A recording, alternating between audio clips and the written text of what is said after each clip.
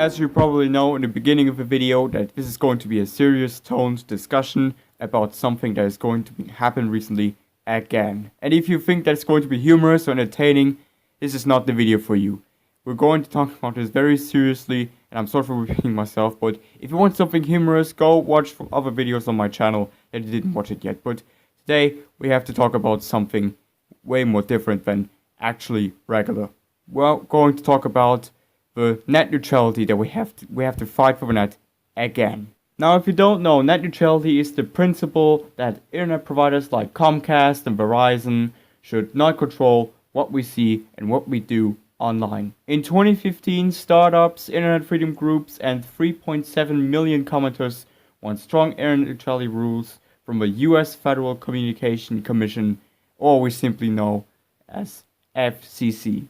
The rules prohibit internet providers from blocking, throttling, and paid prioritization in quotes fast lines for sites that pay and slow lanes for everyone else. Cable companies are famous for high prices and poor service. Several rank as the most hated companies in America and maybe worldwide. Now they are lobbying the FCC and Congress to end net neutrality once and for all. But why?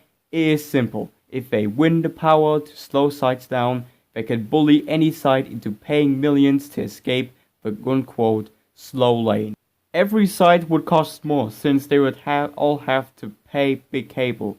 Worse, it will extinguish the startups and independent voices who can't afford to pay. Blocking and throttling by ISPs is a serious problem. Comcast has throttled Netflix, at&t blocked FaceTime, Time Warner Cable throttled the popular game League of Legends, and Verizon admitted that it will introduce fast lanes for sites that pay and slow lanes for everyone else if the FCC lifts the rules. This hurts consumers and businesses large and small. If some companies can pay ISPs to have their content load faster, startups and small businesses that can't pay those fees won't be able to compete. This will kill the open marketplace that has enabled millions of small businesses and created America's 5 most valuable companies. Without strong net neutrality protections, internet provider will effectively be able to impose a tax on every sector of the American economy. Moreover, under Chairman Ajit Pai, if I'm pronouncing it right, the planned ISPs will be able to make it more difficult to access political speech that they don't like. They'll be able to charge fees for website delivery that will make it harder for blogs, non-profits, artists, and others who can pay up to have their voices heard. If net neutrality doesn't even exist, then there will be censorship. Then we will be watched. It's actually retarded. I'm sorry, I really have to say this, but it's retarded. If there was no net neutrality, then there's no freedom to the internet once and for all. If the FCC passes their current order, every internet user and businesses in the United States will be unprotected from abuse by internet providers, and the consequences will be dire. Now, I know what you're thinking. Why am I making a video about net neutrality that is completely in danger only for the United States? Imagine if it happens to your country outside of the US. What would you think if net neutrality doesn't even exist?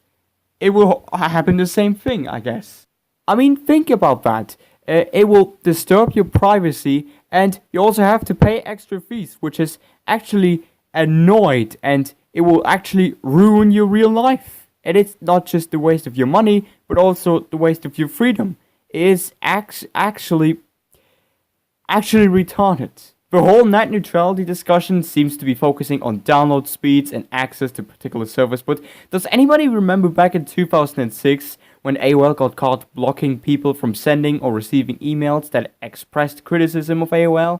There was no sign that it was happening, and the emails would appear to be delivered, but they would never show up in the recipient's inbox. Or how about the incident a year earlier where TELUS imposed fake service outages for websites expressing support for the Telecommunications Workers Union. Again, no indication that any blocking was taking place. Just the error page falsely claiming the affected sites were down. Under the proposed regulations, this sort of thing will be explicitly permitted, and we know it's possible because it's been done.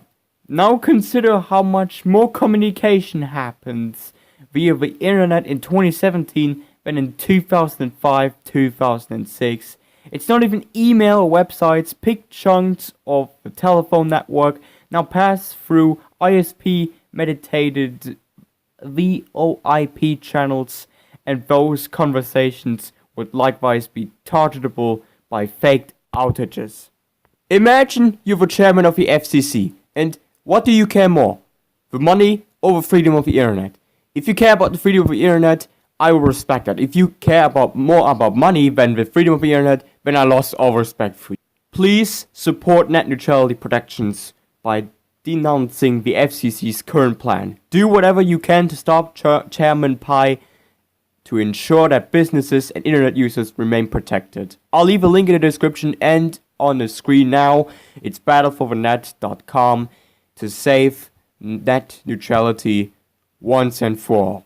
Anyways, thank you for watching. I know this is a serious tone once, and to everyone who survived this video, let's end the serious toned theme right now, and let me show a meme for like 3 seconds. Take it, social If you go to a website, please write an email to the Congress, or even call them. If you're outside of the US, donate them, because the freedom of the internet is completely in danger. Anyways, that's all for this for now. Humorous video coming probably next week. And until then, save the net until it's too late.